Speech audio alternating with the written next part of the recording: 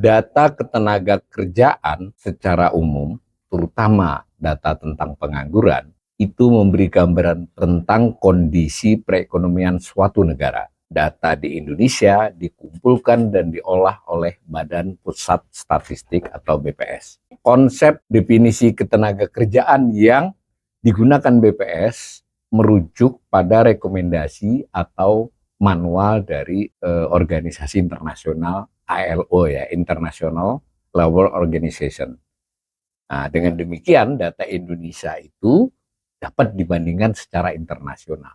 Kegiatan pengumpulan data ketenagakerjaan di Indonesia itu dilaksanakan pertama kali tahun 1976. Namun sejak 1986 dilakukan secara periodik rutin. Kegiatan pokok untuk mengumpulkan data ketenagakerjaan itu adalah berupa survei Angkatan Kerja Nasional, disingkat Sakernas. Sakernas itu sendiri mengalami beberapa perbaikan dan modifikasi soal pencacahannya, periodenya, metodenya, dan sampel-sampel wilayahnya. Nah, Sakernas dalam beberapa tahun terakhir ini, belasan tahun terakhir, diselenggarakan 2 kali dalam setahun, yaitu bulan Februari dan bulan Agustus. BPS melengkapi data Sakernas itu dengan data dari survei sensus penduduk, survei antar sensus, lalu ada juga Susenas dan lain sebagainya.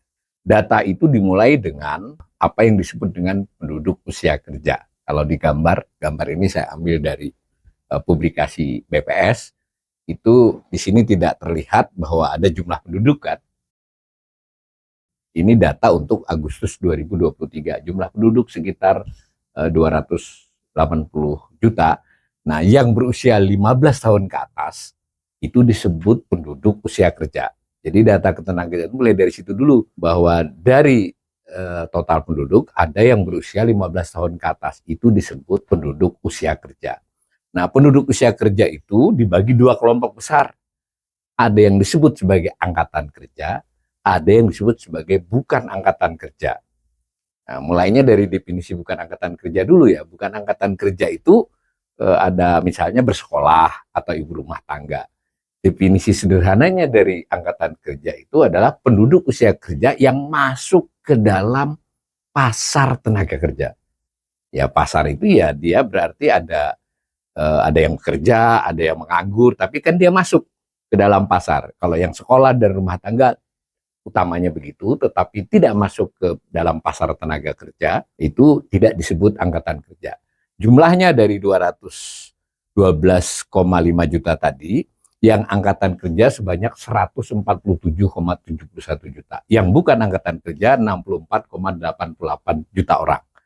Nah, analisis atau data selanjutnya dari BPS, begitu juga dari para ekonom atas data tersebut, kemudian fokus kepada angkatan kerja dulu.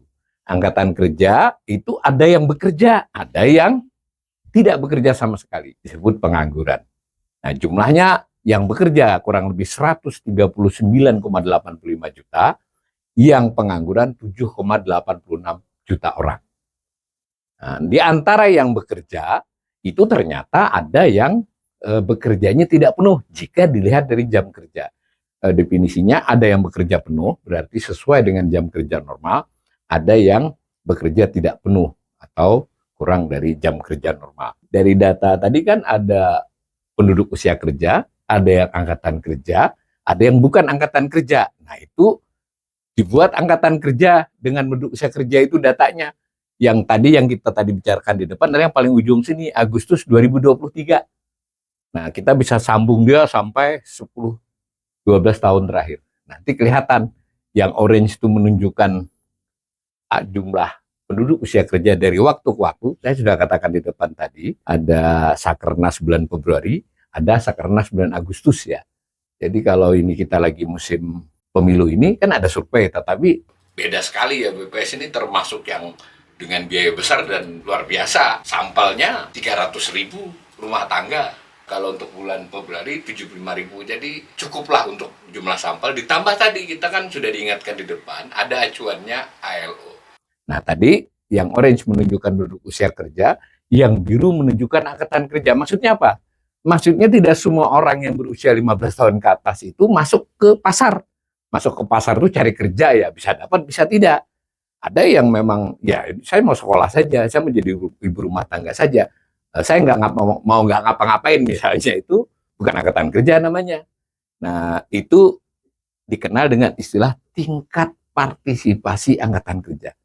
Nah, untuk menunjukkan perekonomian tersebut, partisipasi angkatan kerjanya seperti apa? Partisipasi angkatan kerja dihitung dari angkatan kerja dibanding penduduk usia kerja.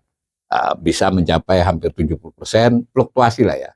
Tetapi di kisaran itu. Nanti untuk analisis yang lebih, itu kita bisa melihat tahun. Kenapa pada tahun tersebut partisipasi angkatan kerja tinggi, pada tahun yang lain menurun. Nah, itu analisis yang lebih lanjut ya. Tetapi untuk informasi awal ini cukup demikian.